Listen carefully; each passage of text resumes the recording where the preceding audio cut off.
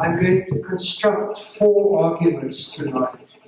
4 arguments which will help us to unpack this very critical question. First of all, to the activists in AR, I'm not ashamed to call myself an activist. To the activists, all of you, to the friends, thank you for a very warm invitation, George, particularly a very kind letter, but also for all of you for coming here. You know, there's nothing worse than person, I should say, nothing worse to talk, but you've got no audience. You know, it's a monologue, and that really is dreadful. So thank you very, very much to each and every one of you. Today is a very special day for the world, because today is Mandela Day. 18th of July is Mandela Day. That great moral icon of the world, not of South Africa, but of the world. It's Mandela Day. So I'm going to start my ideas with a quote from Mandela, which I hope you will remember. It's a lovely quote. I think I need to repeat it to the people who live in the big houses as well and drive the fancy cars. He said, poverty is not natural, it is man-made, and it can be overcome by human beings. In fact, it must be overcome by human beings. Poverty is not natural, it's man-made, and it can be overcome by human beings. In fact, it must be overcome by human beings. Just keep that quote in mind. That will frame the 4 key arguments that I would like to make. First argument is about sovereignty. What is sovereignty? Sovereignty, where does it come from? Very briefly, the history of sovereignty, the different dimensions of sovereignty, because there are different dimensions of sovereignty. I think you'll know, and you'll soon see and realize that very profoundly. And how it has been changed and transformed through global developments and other issues that I will highlight. So that's the first part of it. It's very brief, but it's very critical. The second part is, for me, perhaps the most important. And that is, I will argue that the problem fundamentally with economic policy and with development literature and development itself is the fact that economics, politics, and ethics have divorced. And I will argue and I'll show to you that there was a time when everything started with ethics and moral life, the moral life of the individual. And then from there went to politics and then to economics. Now everything seems to start and end with economics. And there is no connection between the ethical life, the moral life, the political life, and the economic life. So homo politicus, to use the Greek term, a political man, if you want to use the English, homo politicus, homo economicus, and homo ethicus have parted company. They divorced quite a while ago, as I'll explain. That will be the second part. So the challenge then is to return to something which brings politics, economics, or the political economy, if you want, the ethical life, the moral life, together in a meaningful way. That is the challenge. Also to bring development into the equation. The third part is about the political economy of Namibia, and it's a very detailed paper, and I will send it through to Job and other colleagues who want to see it, and you can access it. It analyzes the Namibian economy from 1945, and I'll explain why I chose 1945, because it was just after the Second World War. It was just a great period of global boom. After wars generally generate boom for some, like those in the armaments industry or those in business. or those in finance and banking. For them, they like wars because it brings prosperity, a word that I increasingly begin to question. And so I will talk briefly to you about the economy of our country. And I will do so by highlighting the major trends and sketch out for you the landscape of our political economy, both historically and contemporary. And then I will conclude by throwing the challenge to each and every one of us, and that is, how can we now revert back by bringing in some moral and ethical considerations into our political economy, in fact, into our lives as Namibians, and into the life of what we broadly call the Namibian nation. But increasingly, I don't see much of that nation. It seems to be more fragmented and more polarized than ever before. So let me start, dear Chairperson, with the first part of the argument. So there are only four major key arguments which I'll use as my architecture to frame for you this wonderful topic, this rich and very, very critical topic. What is sovereignty? Let's start. Very basic. What is it? What are its dimensions? How has it transformed? Where are we currently if we locate Namibia in this debate in terms of sovereignty? Sovereignty, of course, comes from the word sovereign, and the word sovereign means ruler. And sovereignty, historically, in the 19th century, the best formulation of sovereignty was the formulation of the sociologist Max Weber, the German sociologist of the 19th century. Not Max Weber, as some students always write, but Max. Max is a nice German name, like Helmut and so on. Max Weber. Now, Max Weber said that sovereignty is essentially two things.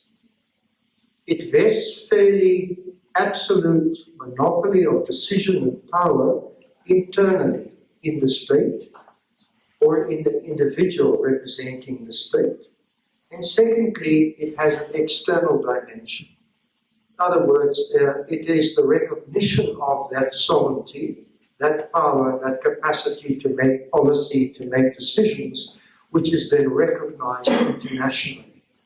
And that is the basis, of course, of the United Nations. I think you can immediately see it's exactly the foundation of the UN, the United Nations, which was established in 1945 in San Francisco after the Second World War. Another reason why I go back to 1945 to explain sovereignty, because sovereignty of now and the sovereignty of 1945 are very different things.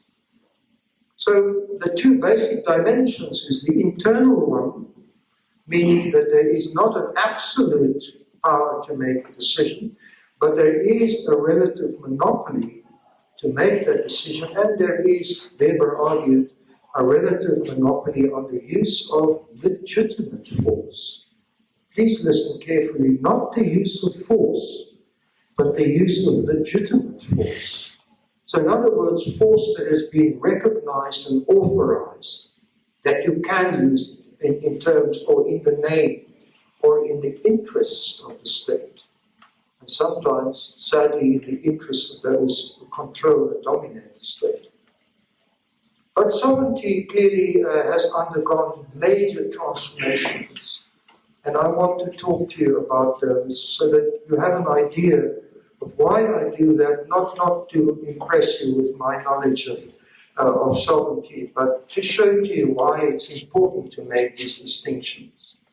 And then to talk to you about ethics, politics, economics, and then a brief overview of the economy, the political economy, and then the toughest and the most important part, trying to bring back a debate about morality and ethics into the political economy. Now, sovereignty of the 19th century, ladies and gentlemen, historically, those of you who know will know that it was actually the Peace Treaty of Westphalia of the 15th century, after the 30 Years' War in Europe, that brought the 30 years of war to an end. It was signed in the town of Westphalia in Germany It's still there, Westphalia, you can look it up geographically. And that was the basis of how the argument was made. The only way that you can bring order and stability to the international system, which was by then regarded to be a system of states, interstate system, was by recognizing sovereignty. That was the fundamental foundation. The internal capacity of states and decision makers and parliaments and elected officials and so on, and politicians, to make their internal decisions relatively unfettered without major external influence, and then to enjoy the equality of being recognized internationally. And that was for many decades and centuries, was the construct of sovereignty. But that construct, I think you will all know and realize, clearly is no longer working. Because the world has undergone major transformations. Before I talk about those, let me just give you the other very important dimensions of sovereignty. There is something which popularly is called negative sovereignty. Negative sovereignty. Just like when we talk about human rights, we talk about positive and negative rights, the same idea. It's a philosophical idea, incidentally. That negative sovereignty means that you have a domain or an imperium. It's another Latin word, an imperium, where you exercise your authority, where others can't prescribe to you how you should do it. For example, if you levy taxes as a government, nobody can tell you, although we know today the IMF tells governments how they should levy taxes, or the fiscal international financial markets tell them how they should do it.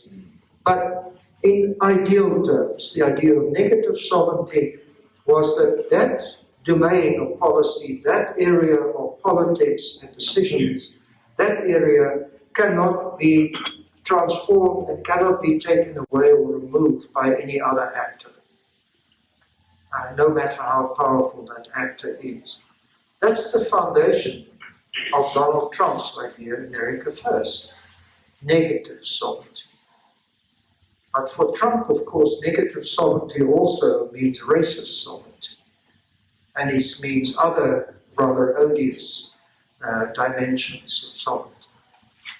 And that, in a sense, was the basis of Brexit, where the English said, look, why should we listen to Brussels? Why should we listen to the EU? We have this construct, incidentally, it is an English construct, was developed by English philosophers, constitutional philosophers, the idea of negative sovereignty.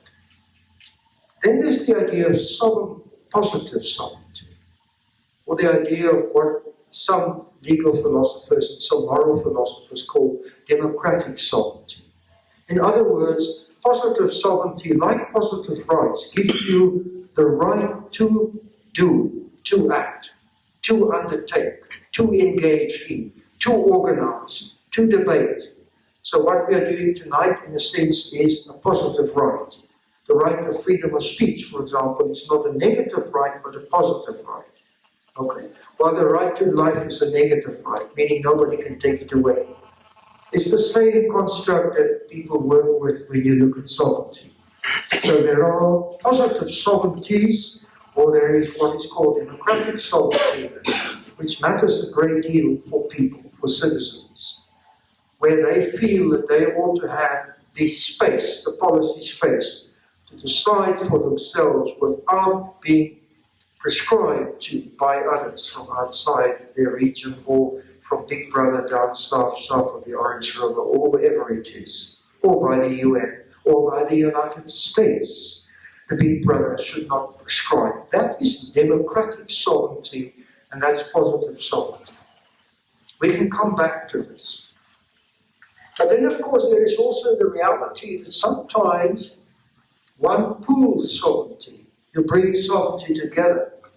You draw more than one sovereignty together. For example, when you have regional integration, or when you construct, SADC or the AU, or when you construct the European Union, which is now partly in the process of deconstruction as well, which is the interesting thing about sovereignty. But then you actually pool your sovereignty.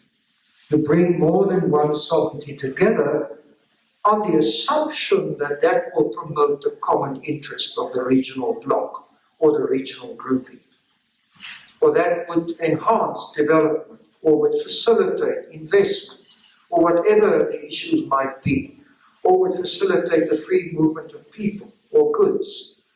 That we call subsidiarity.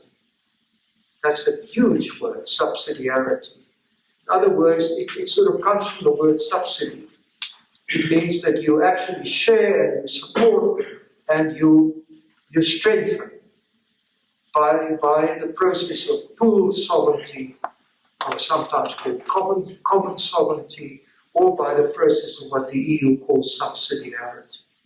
In other words, that decisions can be made, but they can't be made exclusively by one member only. They have to be made in a pooled fashion. That's why we call it pooled sovereignty. And there are other dimensions of sovereignty which I have mentioned: domestic sovereignty, internal sovereignty, negative sovereignty, positive sovereignty, pooled sovereignty, and there are even other dimensions which we can talk about. I don't want to spend much time, but the idea of sovereignty is that you have at least some space, some policy space, some decision space of your own, which you can actually decide how you want to use that space. And you can also invent space. You can invent space if you are clever. And this is a very critical point, that what we know from how sovereignty works, sovereignty is not just a legal construct, it's also a very profoundly political construct. You can invent your sovereignty and you can invent space for sovereignty if you know what you're doing. As a small state, you can play the game and you can gain substantively and substantially if you know what you are doing. If you don't, you'll get ground up, you know. It's like a machine that runs over you and the tracks more or less destroy you. So you need to know what you're doing. For example, in the context of SADC, you can often, as the small and the weak state, you can often end up as the peacemaker, and consequently you gain a lot. If you look at the Nordic states in the international system, they are the great peacemakers. In the Middle East and elsewhere, not that we have a great deal of peace, but they are the mediators, you know, and as the Bible says, the peacemakers are blessed. So maybe they are blessed as well in a particular way. So you can play your game of sovereignty very, very skillfully if you know what you're doing. The question, though, for me and for you, for all of us, are two questions. One, is sovereignty enough in today's global system?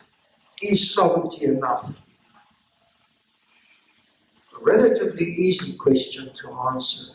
The answer is a qualified no. It is not enough, but you need some of it. It's not enough, but you need some of it. It is not what we call sufficient, but it is necessary. You get the picture. It's necessary, you need to have some sovereignty, but it clearly is no longer sufficient for reasons that I'll explain in the next few minutes. The more important philosophical and moral question, political question, does sovereignty matter? Some people erroneously and wrongly have argued that sovereignty no longer counts.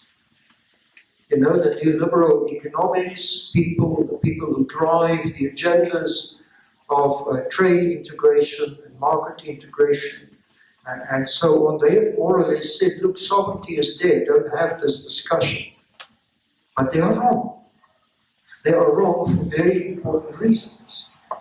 Sovereignty does matter a great deal, because it is, in a sense, the only internationally recognized construct in international law and in international political and economic engagement where states can say, no, we will not go this far. We will sign the EPAs, however, these are the conditions under which we will sign the EPAs, even small states like our own. But it also matters for people, Because if you don't have democratic or positive sovereignty, people have no rights. They simply have no rights and no freedoms. So for the 6.5 million refugees in the world, or the people from South Sudan, which is now officially the most miserable state in the world, South Sudan, or the people of Darfur earlier in South Sudan, or the people of the DRC, to them sovereignty matters very, very much. It's a matter of life and death. Because if you don't have government, and you don't have functioning institutions, and you don't have some protection, and you don't have a construct of what we call positive or democratic sovereignty, what do you have? You have nothing. You can't exercise rights, you can't exercise freedom, and you can't exercise choice. You can't exercise choices, because nothing is protected. Everything crumbles. So if you live in a state which we now call no longer failed states, we've moved away from that now. We now speak of state fragility, fragile states. So if you are in a very fragile state like the Congo, the DRC, or Sudan, or even other examples, Chad and many are not only in Africa, then your sovereignty matters directly, every single day. Because without it, your government would not be in a position to make any meaningful decisions or choices which can influence and shape your life in a positive direction. So it does matter, but it is not enough.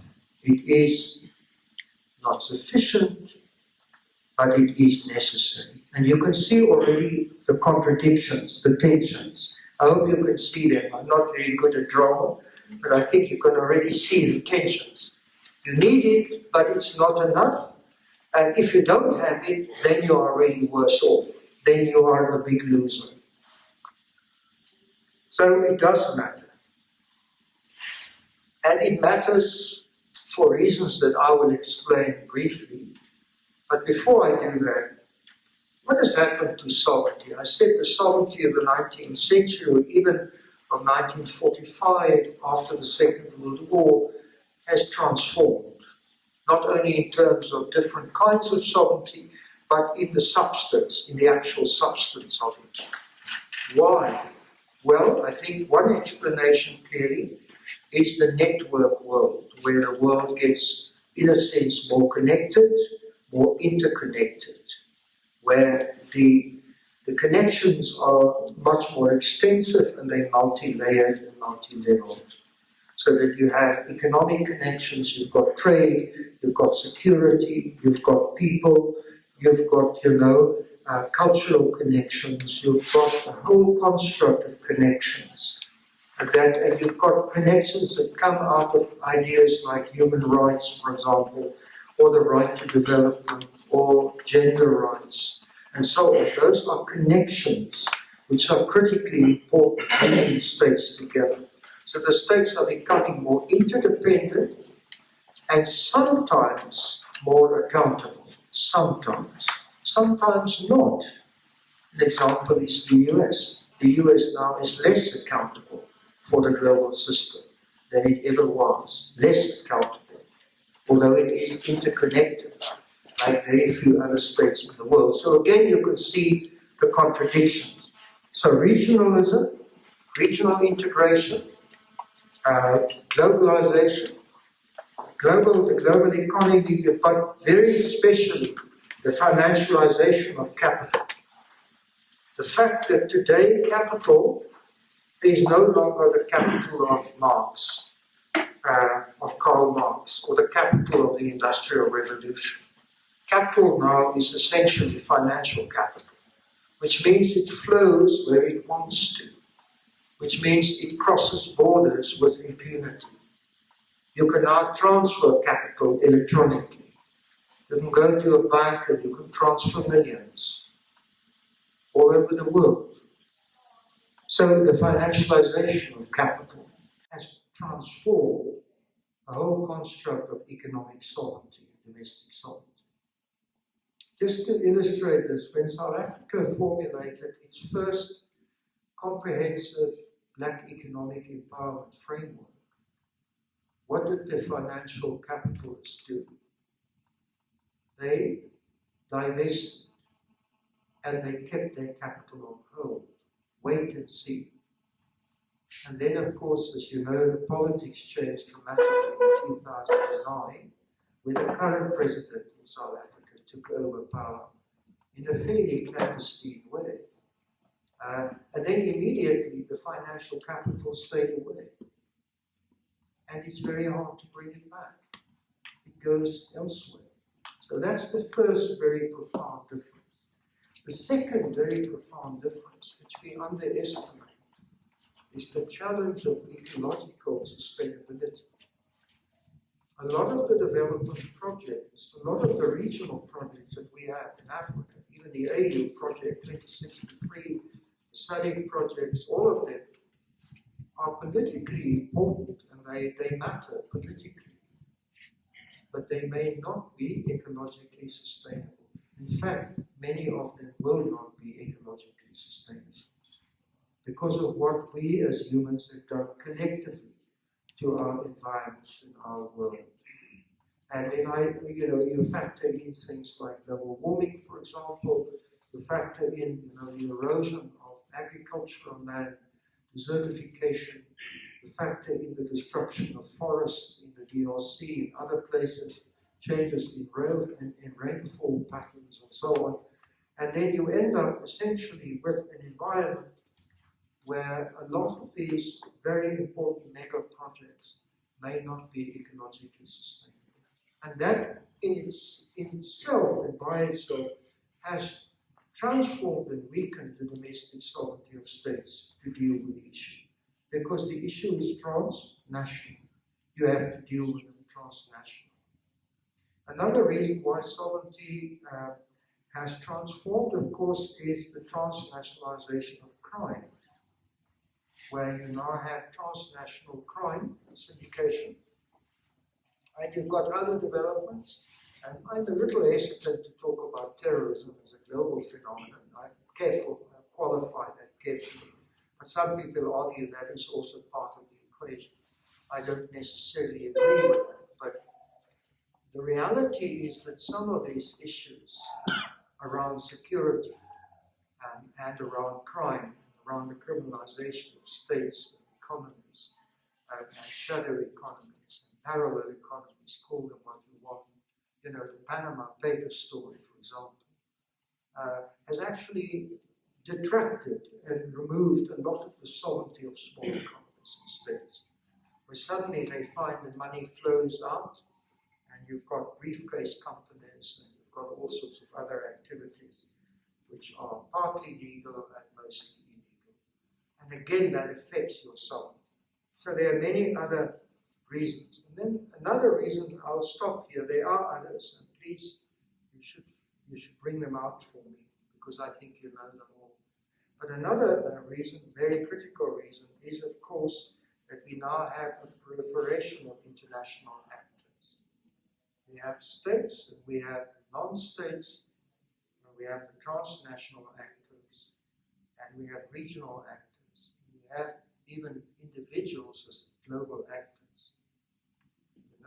The super rich of the world are actually global actors. The pop stars of the world are global actors. Michael Jackson was part of that phenomenon. He's no longer with us, sadly. But the reality is that there are so many new actors in the world. Individuals, states, non-states, civil society, regional bodies, and all sorts of other new actors, the transnational actors, multinational corporations above all, and so on and so forth. But all of them have had an impact quite clearly on the sovereignty of states.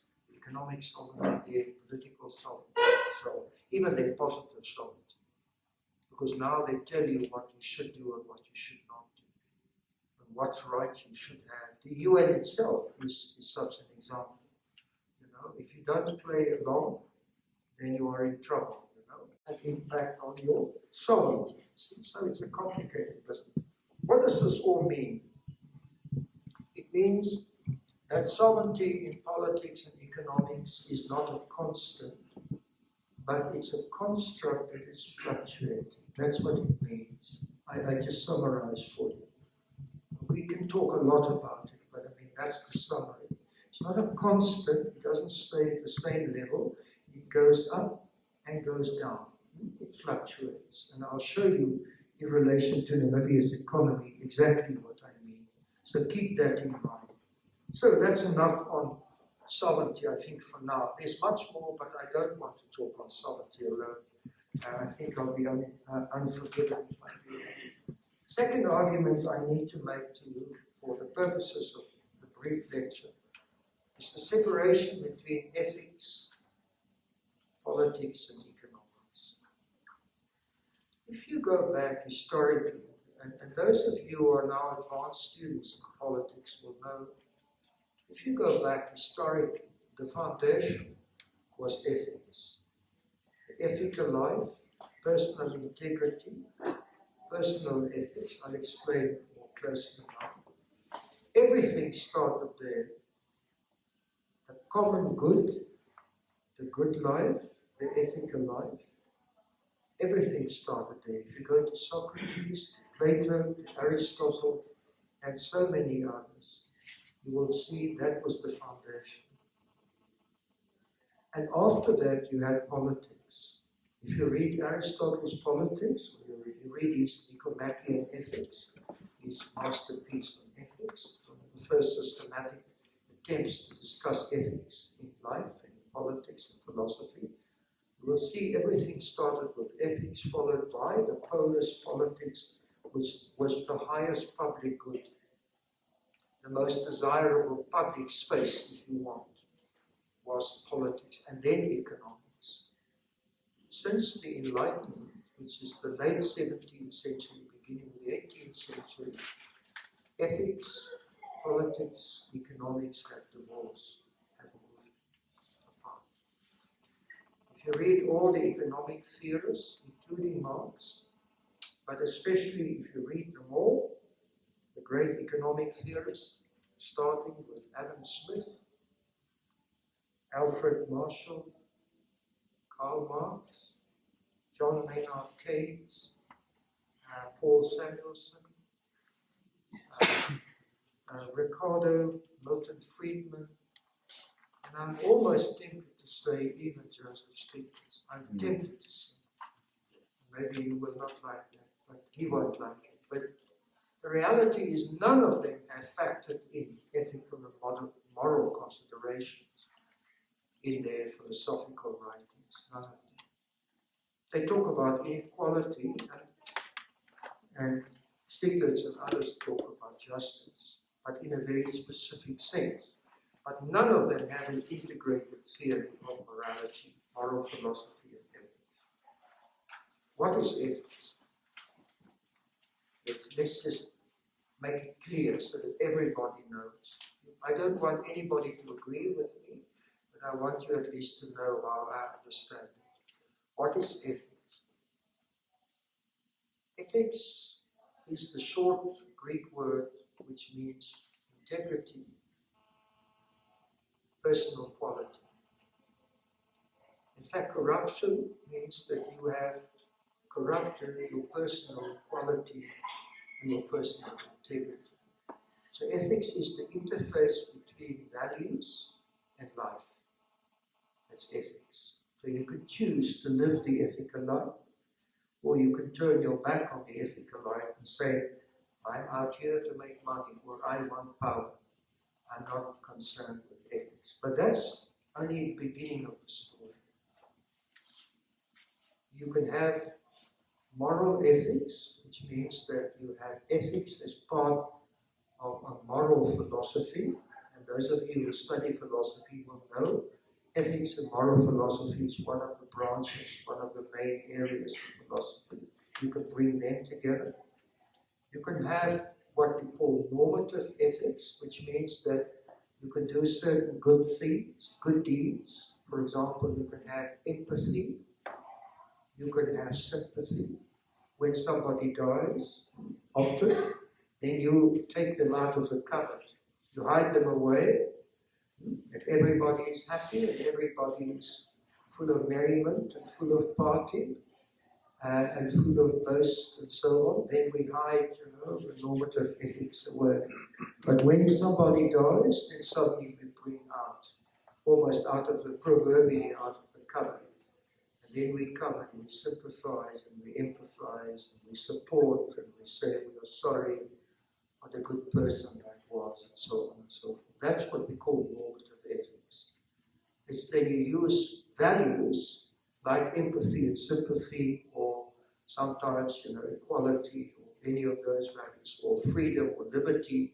You use them and you say, in the name of liberty, I'm going to support that person, or I'm going to defend that person. That is what we call normative ethics. In other words, it's ethics that you use in a very particular context, using one particular norm, or one particular value, if you want, like, justice, freedom, liberty is the same as freedom, or, equality, or fairness, so on. You use that, and then you say that's it. But then we've also got teleological ethics, where you say, ethically, I think it's fine, because what we will collectively achieve in future is what matters. Not now, but where we go collectively. So if you think teleologically, you can say, well, let's give Hara a chance. Let's give Harambee a chance. Let's give Vision 2030 a chance, because ultimately we'll be a more equal, more just, fairer Namibia, with less inequality. That's teleological ethics. Teleo means the purpose, the objective. So that's teleological ethics. Many people argue like that. They say, don't worry now, it's okay, there's a bit of a mess now. It's not going the way we want it to go. But don't worry, You can trust the cadres. You can trust the comrades. It's a trusted party. Don't worry too much. They're going to pull us through. That's teleological ethics. You can argue like that. It's not wrong. And then we have deontological ethics, which is a complex branch of ethics, which means that you are asking the kind of meta-ethical question. Is it in principle right to do what we are doing? Is it in principle right to have a neoliberal economy in America? That's deontological ethics. It's a bit abstract, but it's important that I tell you this so that later on we'll see why.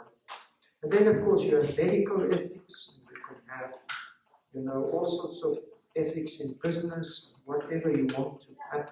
Applied ethics, as we call it broadly.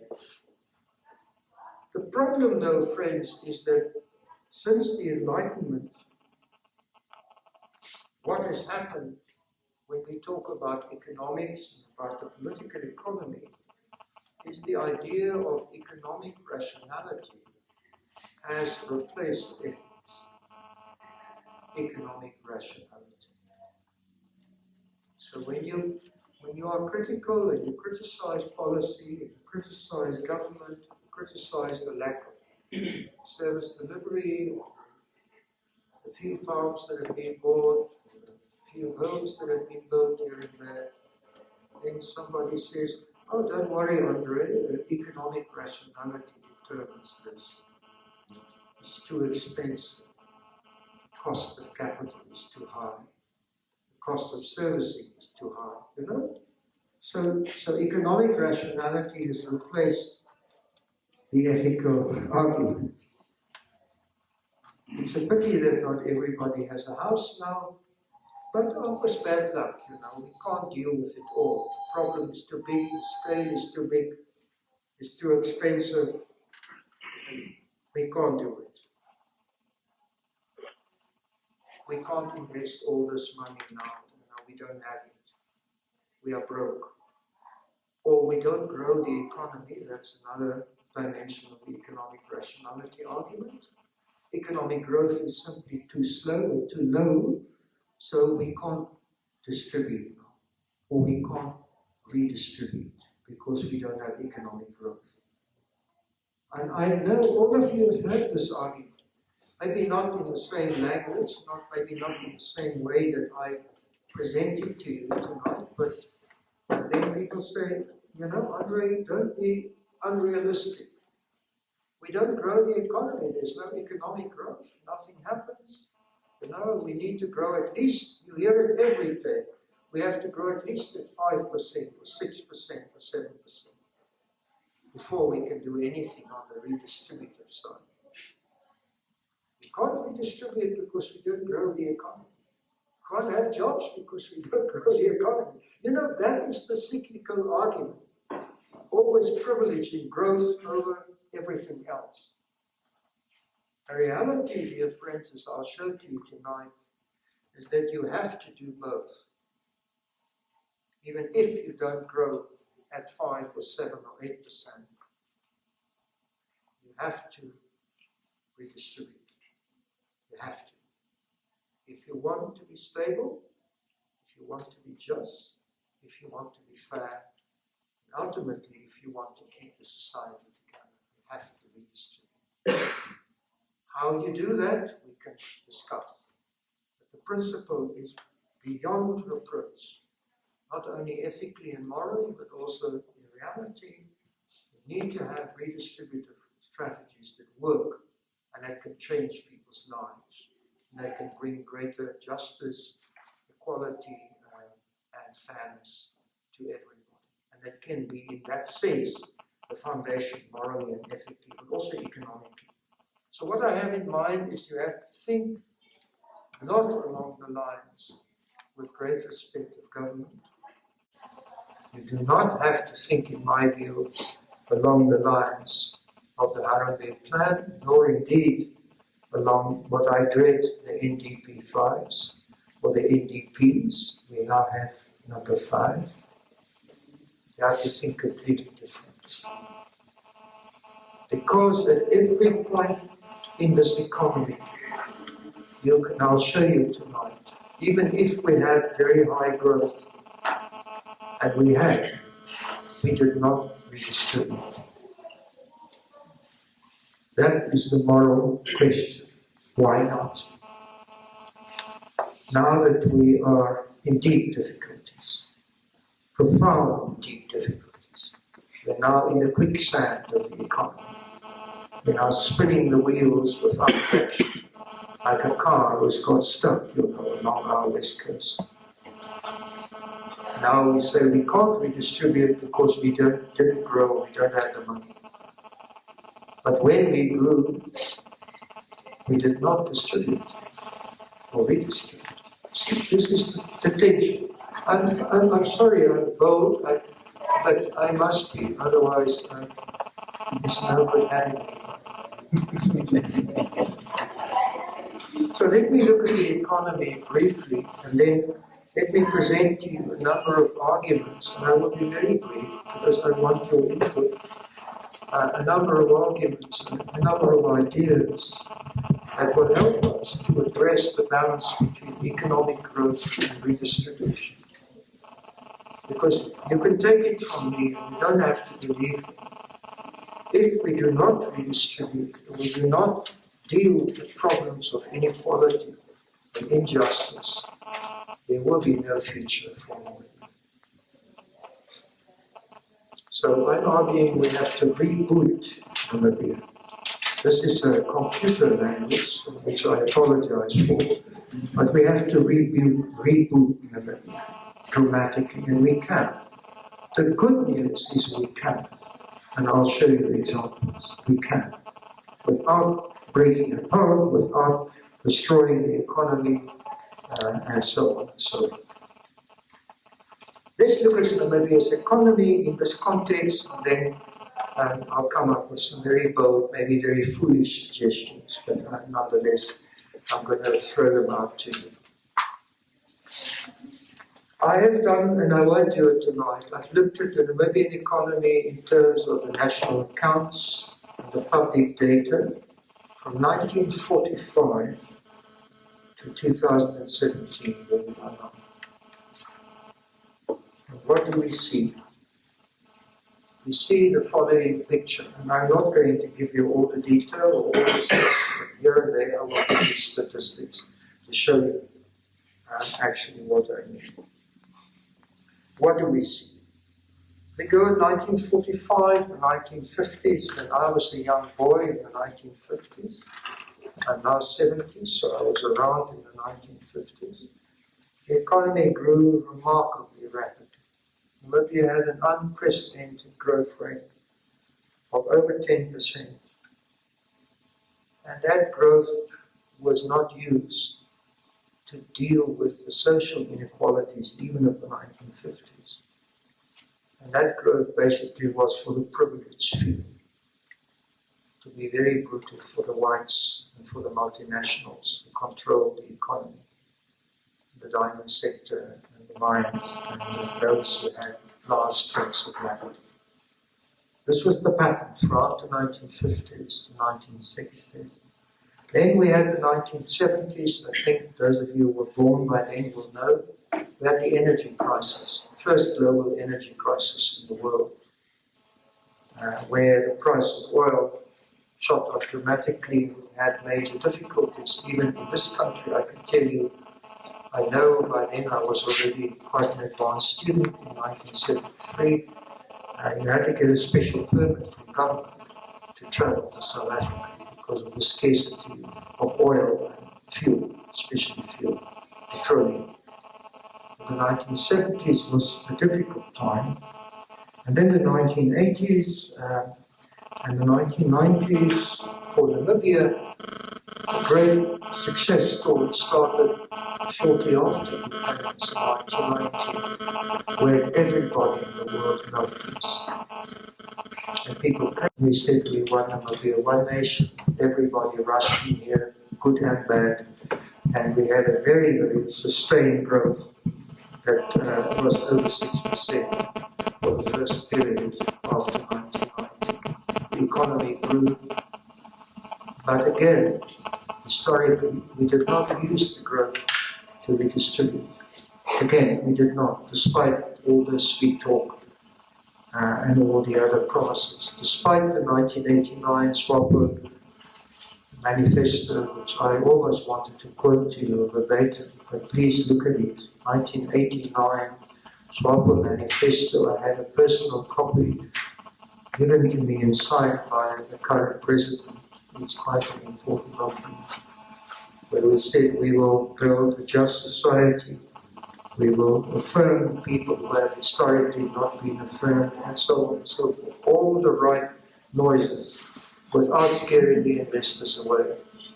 We couldn't call ourselves socialists, so we said we're a social democracy. And everybody loved us, especially the Nordic countries and the rest of the world. And everybody envied us. And then we started to lose momentum in 2008, as you all know, the global fiscal crisis. 2009, 2010, I'm not going to give you the statistics, it's not necessary, I'm just painting the picture. A lot of the growth tapered off, and the investors thought by then, that we're okay, we're smart, we don't threaten anybody, so they also looked at other prospects. 1994 came the big miracle called South Africa's transformation, the Rainbow Nation. The moral voice of Mandela, the moral voice of Tutu. Everybody said it can't get any better than this. This is the best the world has ever seen. I remember it was the same in 1980 with Zimbabwe. I recall, I can tell you, I was very engaged in Zimbabwe. I was a member of the ANC there, active. And Zimbabwe in 1980 was the promised land for everybody. A lot of people thought, this is now it. And then, of course, Namibia was very special. We all know the reasons. South Africa, 94, the transition. And it was almost unimaginable that it could go better for Africa. There's two towering moral figures, Mandela and Desmond Tutu, and the National Party forced into a corner, surrendering power and signing off the 5-year window period, the sunset clauses and all the rest of it, and everybody thought this is it. Which meant that a lot of the investment went to South Africa, and after 1994 did not come here, but started to trickle off already in 1995. And then, of course, we went through, and then we hit what I'll talk about just now. We hit 2015, 2016, and the economy almost virtually came to a standstill. We virtually collapsed. And in the meantime, as I'll show you now, and here I am going to use figures, we borrowed ourselves into deep trouble on the assumption that we will address social inequalities in the country. And the jury is out whether we have actually done so. But I'll come to that much more critically. If we look at trade, I can just illustrate to you one of our big structural problems in the economy is that we import significantly more than what we export. I have all the figures here. I can give them to you. Please ask me. If you want figures, please ask me. But just to illustrate to you, I will just give you the figures for 2015, beginning of 2016. We exported to the value of 70 billion Namibia dollars. That was before the Husuk mine came on stream late last year. So the figures don't reflect Husuk and not the latest diamond sales after that. 70 billion exports, imports 100 billion. Trade deficit of 30 billion. That already illustrates to you some of the structural difficulties in the economy. It means that we do have to reduce certain kinds of imports. Not all imports, of course, that's impossible. But we have to reduce some of the commodity and luxury goods and all these flashy cars and things and all these expensive toys that people seem to have in this country. They don't have much else, but my God, those they do have. Where they get them from, don't ask me, I don't have them.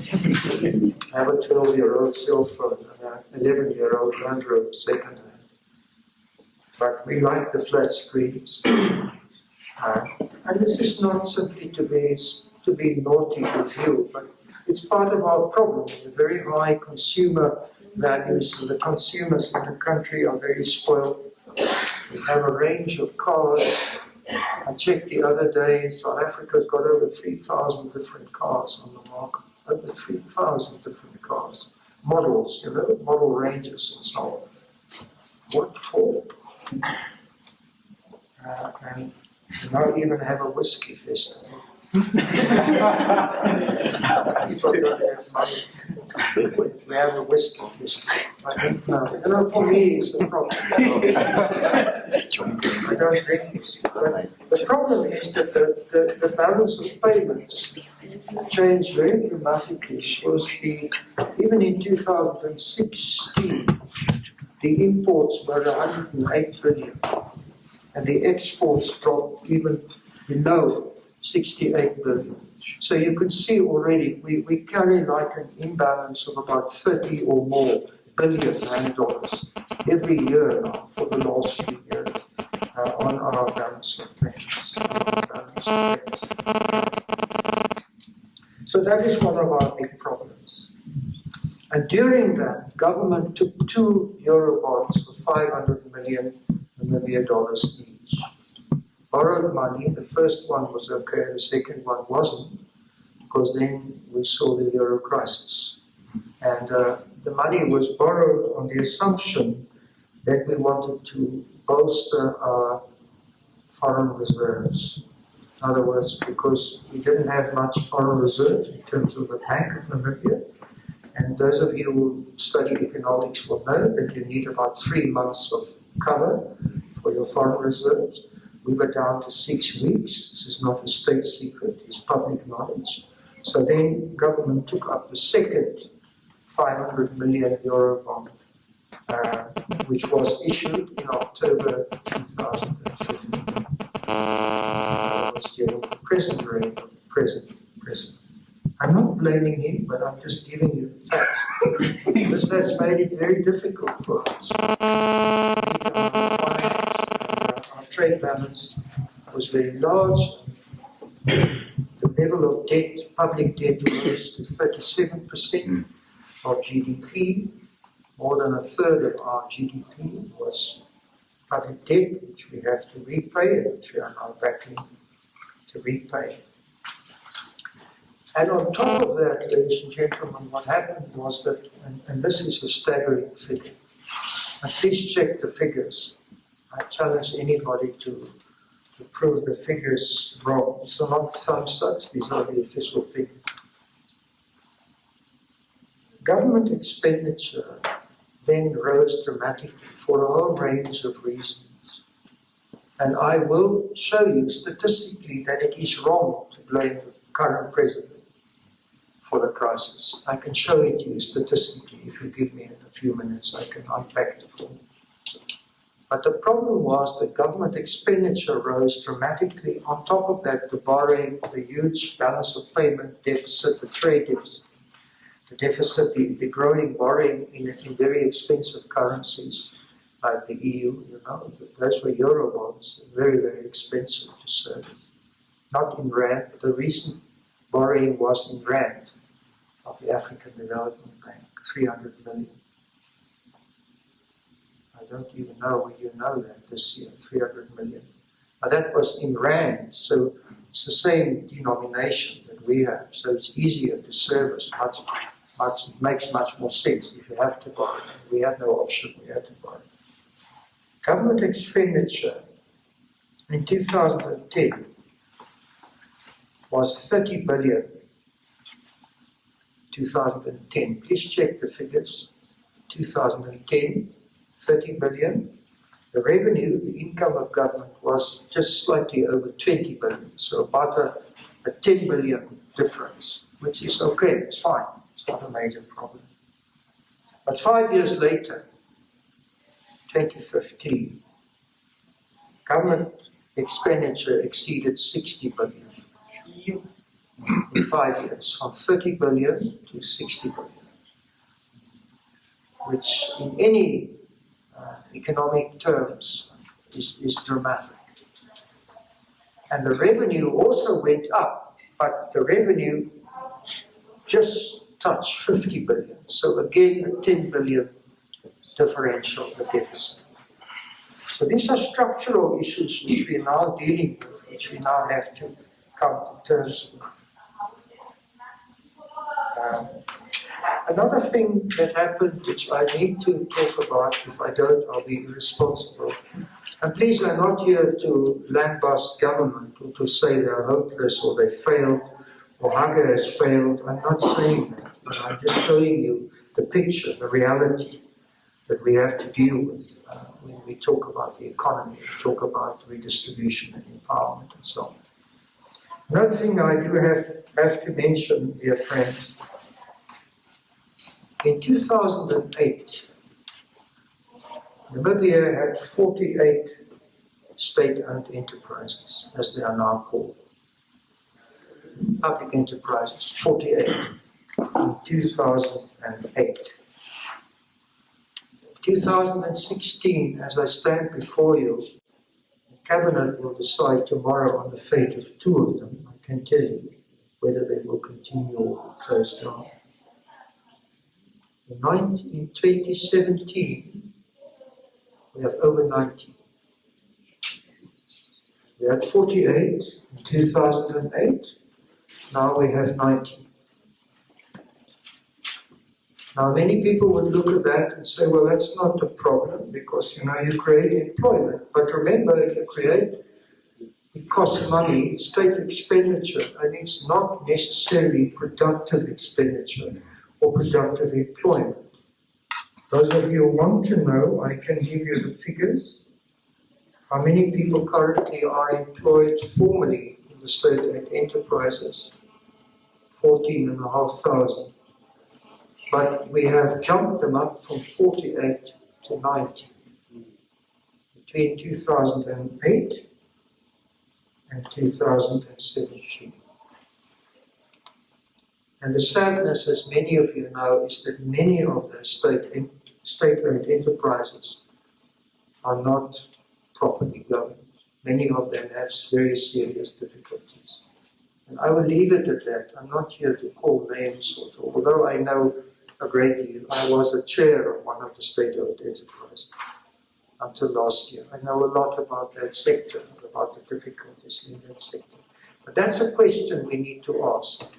Those who are no longer profitable and those who no longer contribute to the economy, should we have, or what should we do with those assets? Because the question is not only the number, but the question, as I'll show you now, is the assets that they control, the net assets and the other total assets. Because there's huge amounts of money tied up in them. So maybe we need to do something with them, which I'm going to suggest tonight. Something which nobody will like, especially those in the state-owned enterprise. But we have to think like that. I will not talk much about revenue, but please ask me. If you want to, please ask me. I now want to come, and I'm overextending now, but I want to come to the two center themes. Why I'm here, and why I took up this challenge when George asked me for me. The first challenge, I think, is the challenge of wealth redistribution. I used the word redistribution, not distribution. They are not the same. And the second is the ethical moral challenge. What can we do? Or perhaps, in my view, what should we do? Let's start with the redistribution debate. And I'll give you ideas, and some of it might be fresh, some might shock you. I hope it does. Some you might dismiss and say that that's just an old, bald-headed professor talking. The reality is, friends, that Namibia, despite the progress that has been made, and we have to recognize that, is still manifestly unequal. If we look at the distribution of wealth and you use the Gini coefficient as your index, Namibia is currently at 0.59. Or if you want to translate that, for those of you who don't know what it means, 59% of the population still lives in relative forms of poverty. 59%. Now, we have made important progress. There's no question about it, significant progress. And I'm not selling government, but the point is we did make an impact on the Gini coefficient, for which government, amongst others, need to get recognition. But if we want to talk about redistribution, we should look at the Gini coefficient before we look at the question of economic growth. And I argue that because historically, we have never really used our economic growth to affect redistribution. So you may differ from me, and you're right. It's your right to differ. Many of you will say, but you're talking nonsense. If you don't grow fast, you can't redistribute. I will show to you that you can redistribute, even if you don't grow fast. But the more important ethical argument is don't look at growth and stop there. Look at the Gini coefficient and inequality and say, what do we do about that? And then, in a sense, the growth, is there, even if it's at a lower level, but you can still grow your economy. Now, I want to give you the statistics, because I think many of you may not have seen these, but they are important for my argument. If we look at the top 30, the top 30 Namibian companies, or companies that operate in Namibia, the top 30, And I'm taking them because we have data for them. That's why I've taken them. There are obviously many more companies, but the top 30 that operate here. And they include Pressing, Capricorn Investment Holdings, FNB Namibia Holdings, Standard Bank Namibia, Bidvest, Sanlam, Old Mutual, Namdeb, Namibia Breweries, Oryx Properties, Agra, Nictus, and I could continue. And if we take the public enterprises,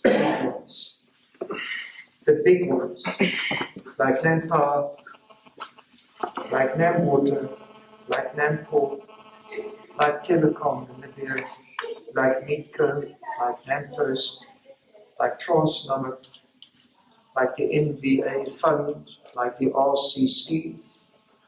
Tomorrow Cabinet will decide at 9 o'clock whether the RCC continues to exist. The Bank of Namibia, the Development Bank of Namibia, and others, NamPower and so on and so forth. There are many more, you all know that. I just said there are 90 of them. So I'm just taking the big boys, the big five, the heavy league. We have data for them. What is their net assets? In other words, if you were to put a value now, a monetary value on the net assets of these top companies and the top state-owned enterprises, who wants to guess? I can give you the figure, 69.728 billion. Say 70 billion. 70 billion is roughly what we export internationally. Okay? So the net assets. The total assets are much more because then you start going into cars and chairs and furniture, and all sorts of other. But the value, the market value, the net assets, 70 billion. The total assets are 260 billion, if you're interested. Now, here comes the question. What do we do with them, the public enterprises that don't contribute to the economy, but that put a strain on the fiscus that we need to rescue and bail out, like in Namibia, like Transnamib, let's not mention them all, I think you know who they are, the RCC and many others. Even now, our beloved NBC too, it's not making money. So, what do we do with it? It's a very serious question. What do we do? Do we fire them all, Do we close them down? What do we do? I will come to this issue shortly by suggesting there are other ways in which you can deal with those, especially those that are non-productive, that are not producing anything, not contributing to the economy, how you can deal with it. Okay. Now, what is the role of government in this economy? Let me talk about that briefly, and then I'll talk about the debate about monopoly white capital. I'm not shying away from anything. Talk about that, and then I will suggest what we can do within the construct of the law and the possibilities that we have as a society, as an economy in the country. One of the problems, dear friends, we have is that the role of government in the economy is not necessarily too big. It's 58%, if you want to know. Government owns 58% of the economy. And some would say if you go over 50, you're in dangerous territory. But I'm not an economist, so I don't mind if it's 58%. But the problem is that much of this government ownership, public ownership, government ownership, is not productive. Some hugely productive, others not. Government owns 66% of MTC, which is making money as if there is no tomorrow. MTC is one of the most productive, most successful public enterprises in this country. So I'm not against MTC, but we have to talk about what do we do with that. Who owns MTC? If government already has 66%, this becomes an important debate. Namibia, those that make the nice shiny stones and market them, 50% is government owned. As you know, 50% is private owned.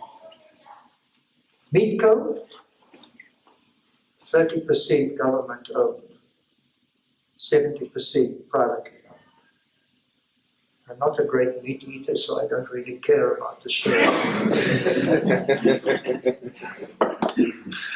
The question now, if we were to take the proposed new economic empowerment framework, NEF, if we were to take it as it is now, as it is currently written, as a draft, as you know, it's not a final policy, it's being reviewed. If we were to take that, we take these big roles of private companies, remember I mentioned 70 billion roughly for the top 30 plus the public enterprises, net capital value, 70 billion. And if we apply 25% to that, then it means we can generate about 17.4 billion just by applying NEF. I want you to think about this. The 17 billion is not enough, it's not nearly enough to address the bigger, the deep inequalities, but it is an important amount of money. It's a big sum of money, 17.4 billion. But it is not enough. NDP 5 is now projected to cost 164 billion over the next 5 years. So I want you just to, I don't want to play with people. I like to be open with people. So yes, if NEF, in some form of NEF, I support fully. Maybe not the whole thing now as it is, but I support the principle of NEF. Because you have assets and you have possibilities where you can free up social investments, which are very critically needed in the economy. I don't have a problem with it. Well, I don't, because I don't own a big business. But morally and ethically, I don't have a problem. Because I think I'll illustrate to you, it is not the wrong model. It's the way things, the policy issues, which are not being properly thought through. People think they understand the issues, but they actually don't. So, okay, you can free up 17.4 billion. If you take the top 30 big companies now and you apply a 25% shareholding quota in the form of shares in them, then you can free up about 17.4 billion. But remember, NDP 5 will cost, projected, and it will cost much more, I can guarantee that, about 164 billion, well, over 5 years. Okay. So, there are possibilities. What should we do with the public enterprises?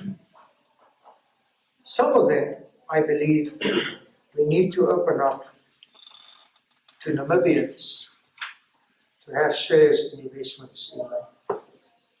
There's no reason why we can't do that. It's not illegal, it's not wrong in principle. We can open up, we can issue shares, we can issue stocks which have monetary value in the public enterprises without, destabilizing them or crippling the economy. Why do I say that? Because the problem in Namibia is not only the public enterprises, the role of government, as I illustrated, the balance of payment, the trade deficits, those are all there and they are structural and they're difficult. But the problem is also one of ownership. Foreign ownership of companies in Namibia, I can give you the figures. I'm not afraid to give this to anybody who wants to hear, even the president who needs to know. Foreign-owned companies, if you take their net value, remember I told you the net value of the top 30 and the enterprises is 70 billion, remember. Now the net value of the foreign companies currently is 20 billion. 20 billion. Their assets, their total assets are 117.9 or 8 billion. Their market value is 20 billion. Now, what do we do with them?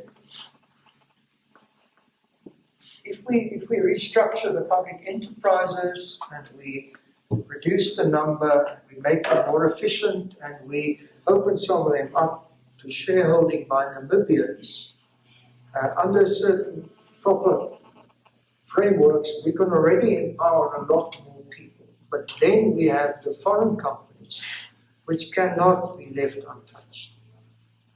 Something has to happen there as well. Now, some would argue that you take NIF and you apply them to the foreign companies and you leave out the rest. Some argue that. There are economists who are arguing that in Namibia. I'm not one of them. I don't think that is the way to go. Ethically, I think you need to look at them totally in totality. I'll explain in a moment. And then you will say, this is the total asset base, the total one, so it's about 90 billion, just touching 100 billion. Look at them in totality and then ask the question, what do we do with this asset base? Who benefits? And how can we redistribute some of these assets to Namibians in a meaningful way? That would be my approach. That would be the ethical approach. It may not be the best economics, but it certainly would be morally and ethically the best way to go.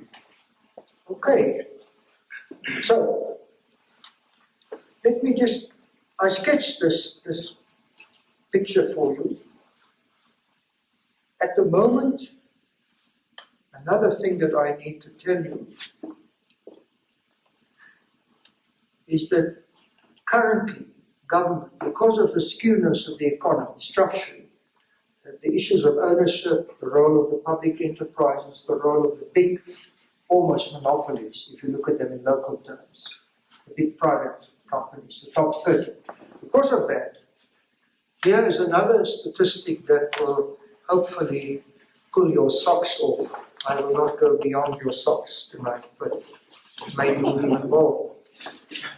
But currently, government spends 6.3 billion on social grants, the disability grants, and so on, the orphans, and so forth, the state pensions and so on, which I don't take out of principle. I refuse to take the state pension. I'm already more than 5 years almost retired, and I have not taken one single cent because it's a moral decision for me. But currently, government spends 6.3 billion a year on social grants, while the revenue base that we get from non-mining tax, and I need to separate mining tax and non-mining tax, is 5.7 billion. So already we spend more on social grants than we get in total from non-mining revenue income. This is a very, very serious question.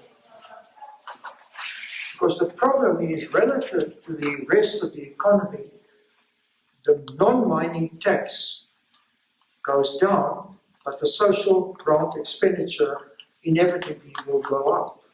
So we develop another important deficit in the economy. I'm giving you this not to impress you, but to sketch for you as hard as I can the kind of economy, the political economy we have, and that we are, in a sense, not going to make any difference that is meaningful unless we start doing fairly dramatic things in this economy. The last part, dear Chair, dear colleagues and friends, what do we do about it? What can we do meaningfully, given this framework, given this landscape that I just talked to you about? What can we do? The good news, and I always like to start, since it's Mandela Day, let me start with the good news. The good news is that it is possible to have meaningful redistribution even in an economy that has significant foreign ownership. I repeat, it is possible to have meaningful redistribution even in an economy that has significant foreign ownership. I can give you many examples, but for tonight I'll give you one example that I know very well, and that is Malaysia. When Malaysia became independent in 1957, half the economy was owned by the Chinese and the Indians, half the economy, and the rest by the Malaysians. What did Malaysia do? Unlike our own beloved republic, Malaysia formulated a long-term national economic policy, which was a 20-year framework, not a 5-year framework, 20-year framework, and said this cannot go on.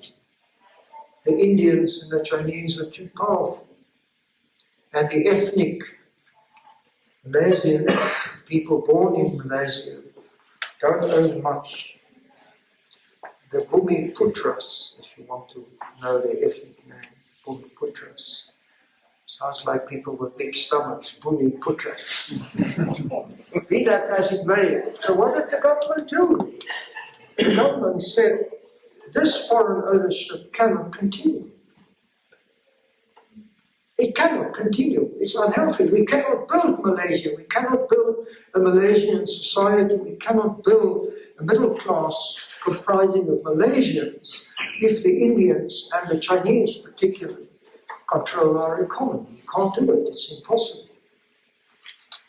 So through this national economic policy of 20 years, they said that the ethnic Malaysians, listen carefully, not a particular ethnic group, but the people born in Namibia, in Malaysia, the citizens, the Malaysians, they are going, over a 20-year period, they are going to reclaim ownership of the economy.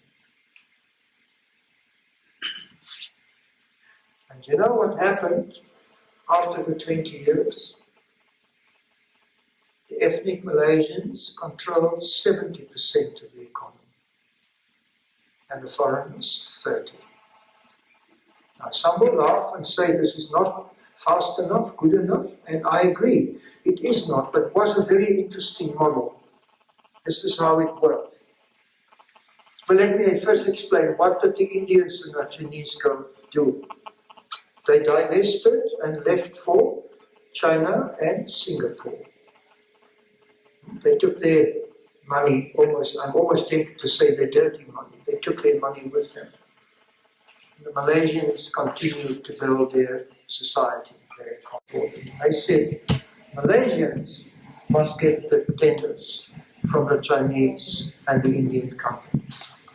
And if the Malaysians were unable, which they were, to take them up, like some Namibians, we're not always able to take up all our local tenders. What happened? Malaysians then by law told the Chinese and the Indians, okay, you can have the tender, but the income and the profits of the tender, 80% of those will come to us. This is rent seeking. Those of you who know economics, this is rent seeking of the highest order. We've seen some of the entrepreneurs working like this in this country, but not on a big scale. Okay? Not on a big scale. So there are possibilities. You see, I'm illustrating this for you to show to you that, there are possibilities where you could change the ownership of an economy, and through these very complex long-term 20-year plans, you can empower people in a very meaningful way. Now, I'm not a great fan of the Malaysian model. It has difficulties, you can see them. It is open to abuse, you can see all sorts of problems. I don't support it, but Malaysia, incidentally, by 1990, the year that we became independent, was not part of the new industrial economies. Taiwan was, Singapore was, and others. But if you look at the per capita income of Malaysia, what happened because of these policies, long term, remember 20 years, it's not 4 years or 5 years, 20 years. What happened? 1957, At independence, Malaysia per capita income was $235 US. 20 years later, it was $6,000 US. Zimbabwe in 1980, per capita income was higher than Malaysia at independence, $297 US. Current 2015 per capita income in Zimbabwe is $891 US. Malaysia 6,000. Now I don't want to play the Africa, Southeast Asia game because you all know that. There's much more to it. I don't want to play the game by reading you numbers and saying, yes, we have failed and they haven't, It's not that simple. But I want to illustrate this by showing you what is possible if you have the right empowerment framework, if you are prepared to look at questions of ownership, and if you are prepared to use your legal and other instruments to make sure that, say in our case, Namibians can access significantly more of the net value and the assets that we already have in the economy. You can make a big difference. Now, the last part. What do I believe should happen here? First of all, I believe that we should drop NDPs altogether. I do not think it makes sense to have 5-year development plans if the crisis is so deep and the society remains so unequal. We need something much more. Let's use the word revolutionary, dramatic. Let's use the word dramatic. We need to think long-term, 15 years, 20 years. But dramatic action needs to be taken. Namibia needs to reboot itself. And I'm not saying we follow Malaysia or we do what others have done. We can talk about the possibilities. But this is what I'm saying. First of all, do away with the NDPs. Revisit Vision 2030 dramatically because it's not going to work by 2030, maybe by 2090. But by then we'll all be dead. I certainly will be. Why don't we review Vision 2030 systematically and take out what doesn't work? Why don't we? It's there. It's a public document. Are we scared to admit that we made mistakes? So, a critical engagement. Look at it in its totality and take out what we already know by 2017 hasn't made much impact, is unrealistic, or is not functioning, or is not operational, or will not work. Secondly, Namibia requires a national social protection framework. The problem with Namibia, the problem with Harambee, the problem with the NDPs is it fragments the way we attack poverty. We need a national social protection framework. Not just, a food bank, with great respect. And I say with great respect, because for many Namibians it does mean something very significant. So I'm not deriding it. But a food bank symbolically is like Florence Nightingale with a lamp, like a good nurse in a hospital. Again, I'm not deriding the food, but it doesn't work on its own. It's not part of an integrated national social protection framework. We need to protect the rights of Namibians. We need to protect the rights of workers. They are nowhere in any of our policies. Secondly, we need a national youth development fund. Not fragmented approaches to youth development. There is currently a report with the President of over 200 pages reviewing the youth empowerment programs. Many of them don't work.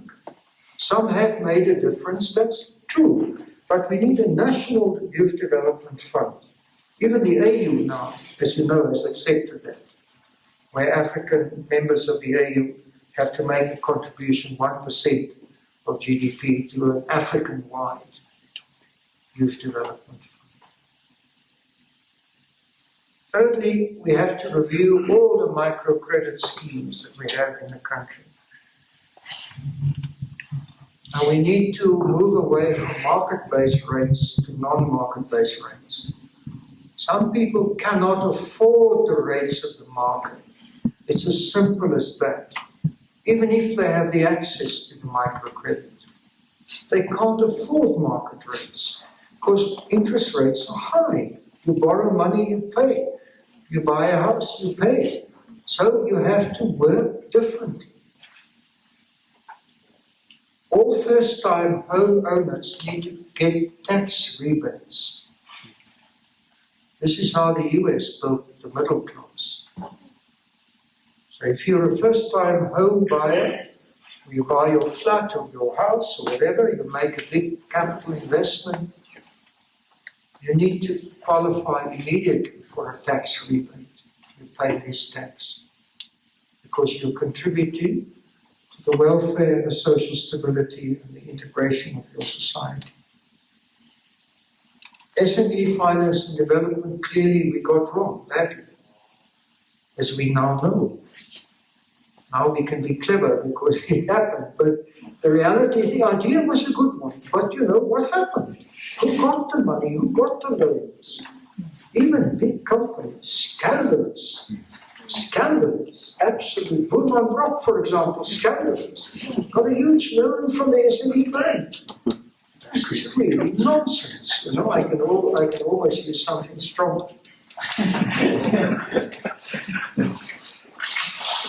Another thing that we need to do for empowerment, and this is borne out by so many comparative examples, we have to look at our labour market in the country. The Namibian labour market is not properly regulated. We need much better protection for workers. And I'm not talking about minimum wage provisions only. I'm talking about social protection of workers. This hire and fire business must end. In Germany, you can even read up, if the economy goes into a slump, they don't just fire all the workers. They take a reduction in salary, but they keep them employed. You can talk to the Germans, talk even to Mercedes-Benz, talk to BMW, talk to those global companies, when they've got a major slump, by law, because they're a social market economy, or a social market economy, they protect the rights of their workers. In Namibia, the people are on the streets. They are on the streets. I don't even want to talk about the farm workers, but I want to, but they've got no protection. So we have to come back to the labour market and we need to do things properly. We do need to deal with the financialization of capital because the people who actually make the money in this country are the top 2%. While in finance and banking, who are able to play around with money.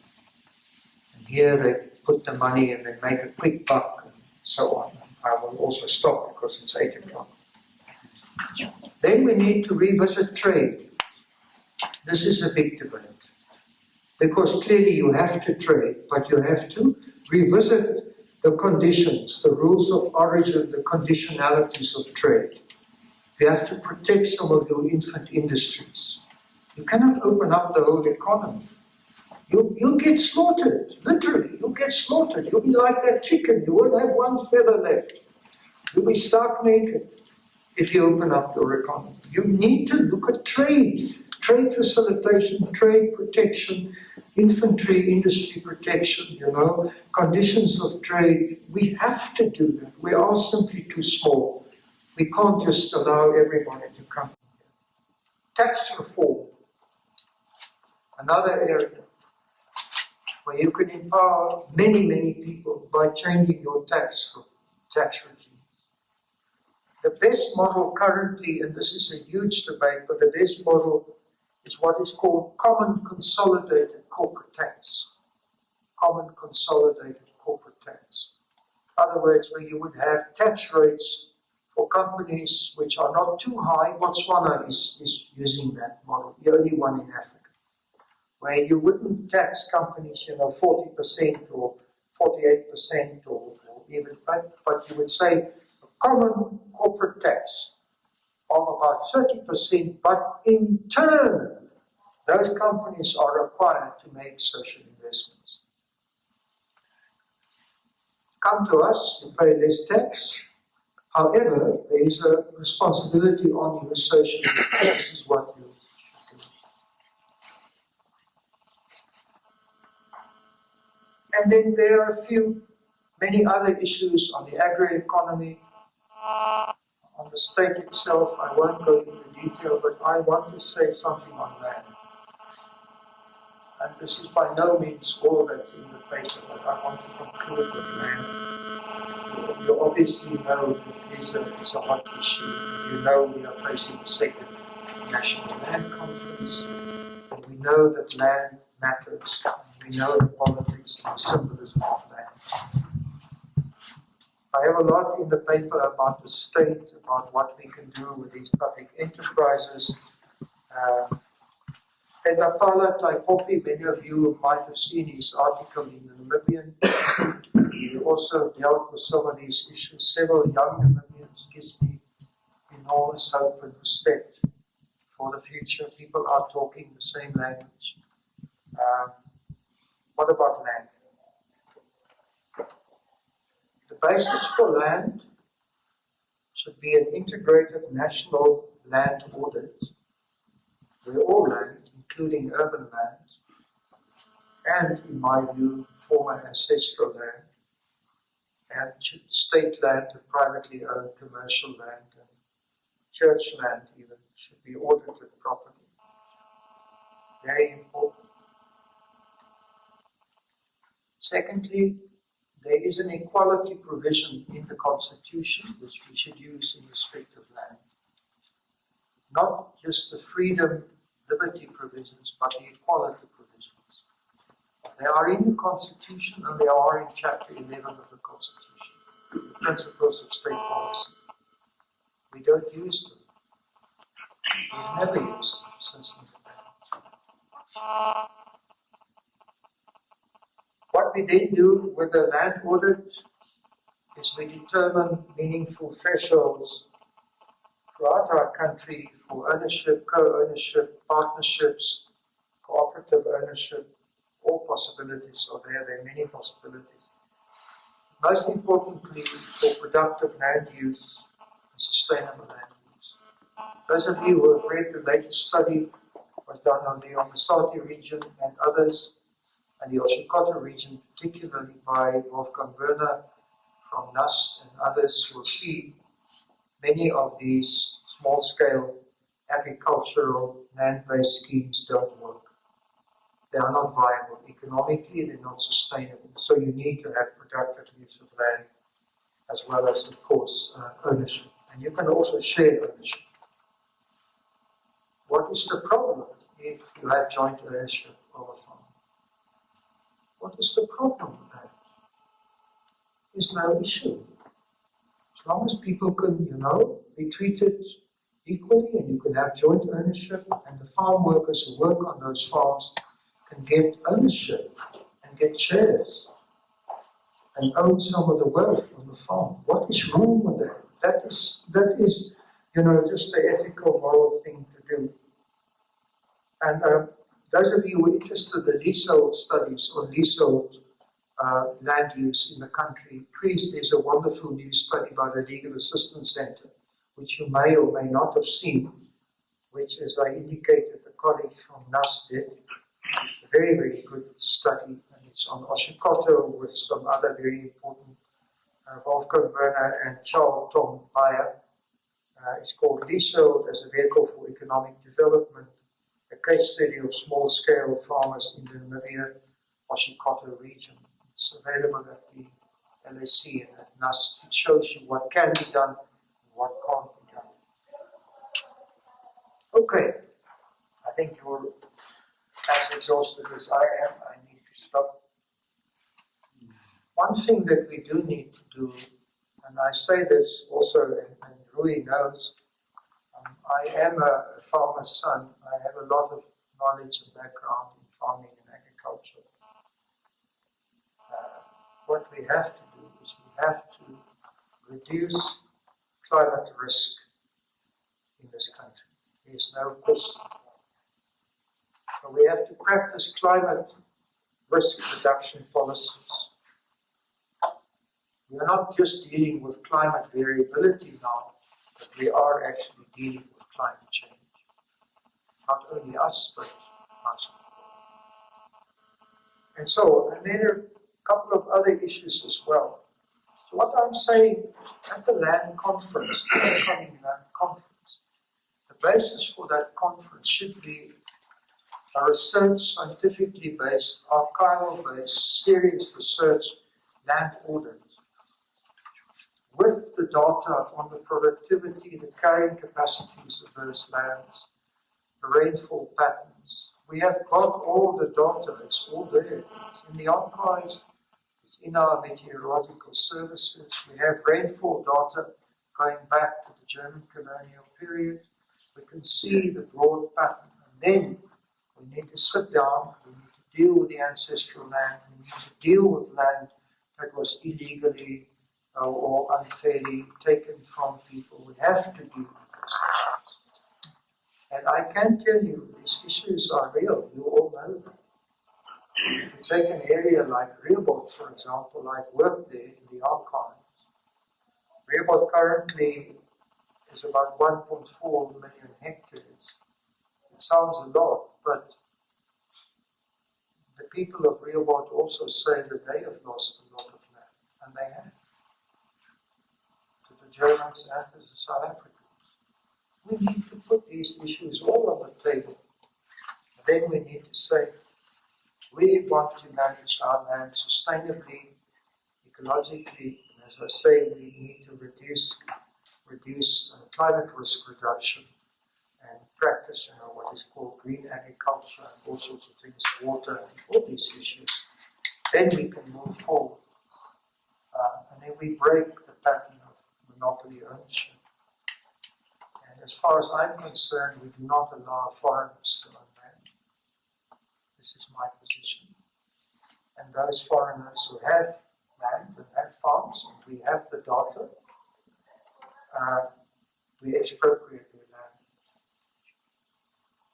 Or we offer them some form of compensation, which is broadly market related. At the moment, and this will be my last words, at the moment, average price for agricultural land in the area 150 kilometers in almost all directions from the capital is about $3,000 to $3,200 million per hectare. And if you want to buy a farm of 5,000 hectares, you have to pay over $3,000. The other day, a farm was sold for $20 million. One single farm. It's not possible. It's impossible. So you have to control the speculation of the land market. You have to. It's a critical element. Because you can't even make money on those farms, I can assure you. There's no way you could recover or recoup your investment in the short term. So for Namibians and for particular regions, you have variability in the pricing of land within a broad land market. And you say, this is say $200 or $300 a hectare. It can't go above that. There's a ceiling. You can do that. It's entirely possible to do that. And so I hope that some of you will make inputs into the land conference. I have been asked by certain people to make inputs, and I will do so. much more detail. Because this is another opportunity for empowerment and for greater justice in the reduction of inequality in society. I can only hope and pray that we don't miss the presentation. Okay, on that note, let me start.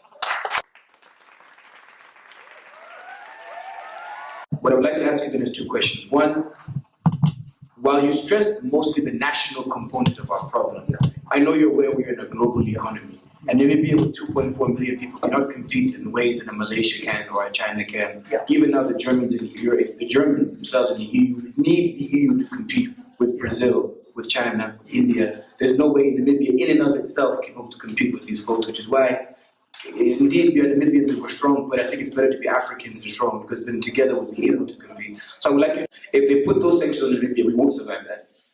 So I think that we need to be understanding of the consequences for some of these things, and then maybe move forward. So maybe the international component, one, and then second question, same on the international component, but really maybe give a different assessment. That you said you work with the ANC, you also were working with Zimbabwe's independent struggle.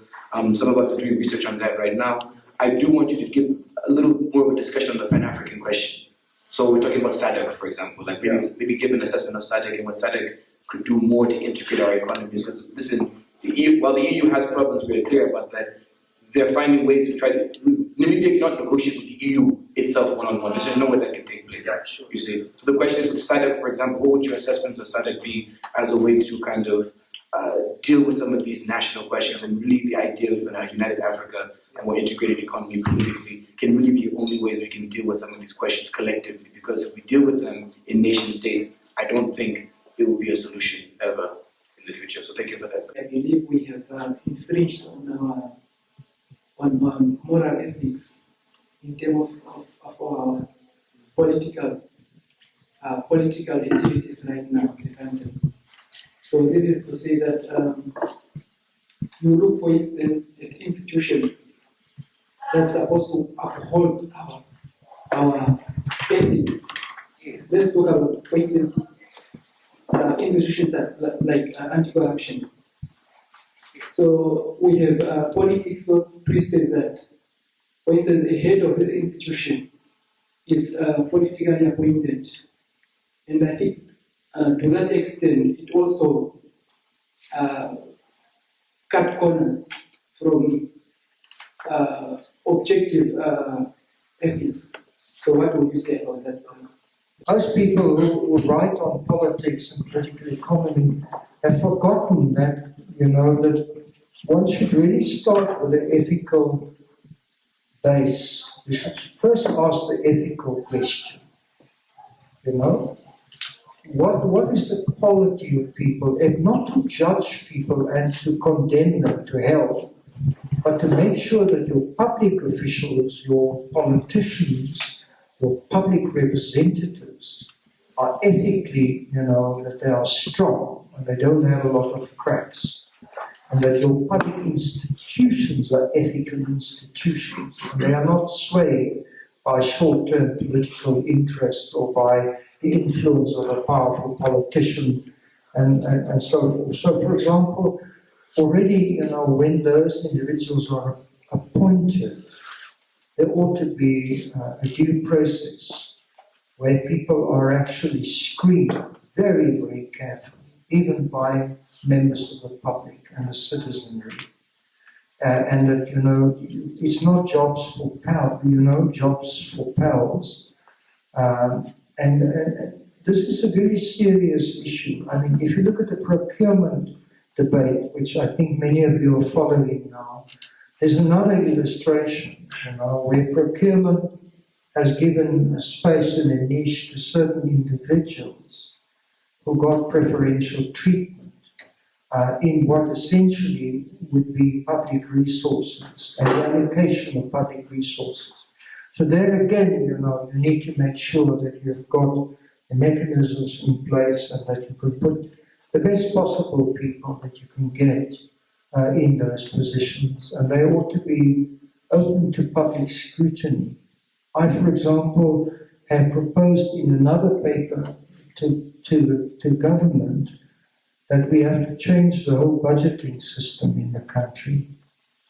I personally believe that, there are many good examples where, for example, if you have a public allocation, then if you change that allocation, or if you spend much more than was allocated, you ought to account for it. And there ought to be mechanisms in Parliament where you can account, For example, if you have a defence budget which money goes, then you ought to come back to Parliament, like in Denmark, for example.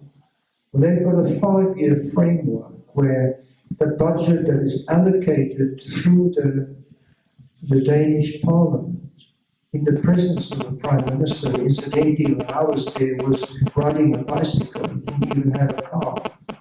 Wonderful. And then if there are contingencies, for example, they have to commit peacekeepers to NATO outside Denmark, or there's another crisis in Kosovo or wherever, or they need procurement for new equipment or to upgrade, the quality of what they have to come back to Parliament and put a formal request to Parliament, which gets debated and discussed. So there are all sorts of things. So I share all your concerns. They are very valid, and if we don't return at least to some ethical basis in public life, we are lost, we do. Okay? Now, the two questions about the global component, of course, I think they go, in a sense, also very much to the heart of the matter.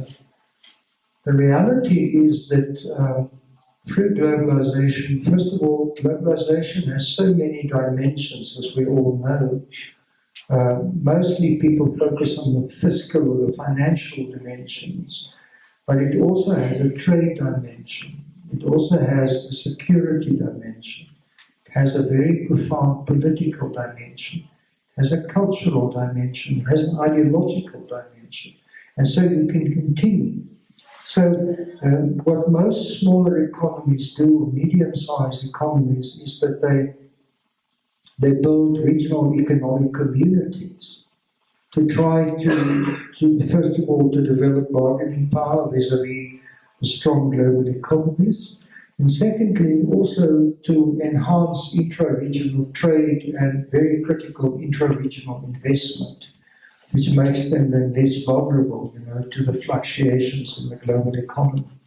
And there is in the paper part of that, which I think is very important. The problem, I think, in SADC is that SADC, like most regional economic communities, tries to bring together an agenda that is trade-based, market-based, that is also education-based, that is about the movement of skills and competence, that deals with tourism, that deals with the environment, that deals with the management of common water resources, and also, of course, deals with politics. For example, the illustration around the EPAS negotiations and so on. And unfortunately, the building blocks of the regional integration model, inclusive of the AU, building block fundamentally is still the nation state. That's still the fundamental building block. Now, if you've got this variable geometry within states and within regions, it's very difficult to push the full agenda forward meaningfully. So what happens is that because of the variable geometry, some of the countries who are part of the regional groupings take advantage of the weakness of others. If you look at South Africa, how they have pushed their private capital and investment into the rest of Africa, often at the expense of those local economies and so on. And then you've got the big players like China increasingly now, and India. The Indians are coming back. Watch the Indians in Namibia. And this is not a prediction, but it's true. The Indians are busy with a very sophisticated long-term strategy like the Chinese, not short-term, but also to counter Chinese influence. And the Indians are coming back in the maritime sector, they're coming back in the gas and oil sector, They will come back in the uranium sector because India is building new nuclear power stations. Where will they get uranium? They'll get it from us. And they are also important in terms of the military industrial complex and so forth and so on. So you're right, one has to do that. The problem is on balance. If you look at the processes, the problem is that you do not necessarily balance out the hegemons within the regional blocks.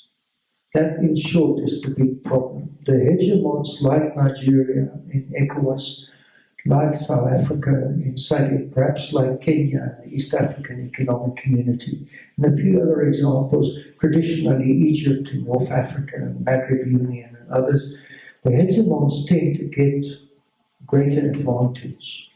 And they grow faster and they grow at the expense of others. Just look at SACU, the customs union, just to give a little flesh to it.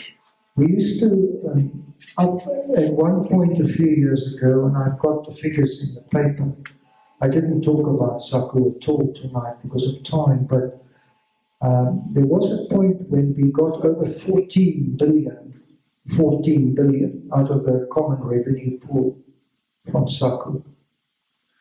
And that was almost 40% of the total revenue of the state. It was over 30%. Now we are down to 15.2% at the latest meeting in Swaziland, chaired by the King of Swaziland, who was also the chair of SACU.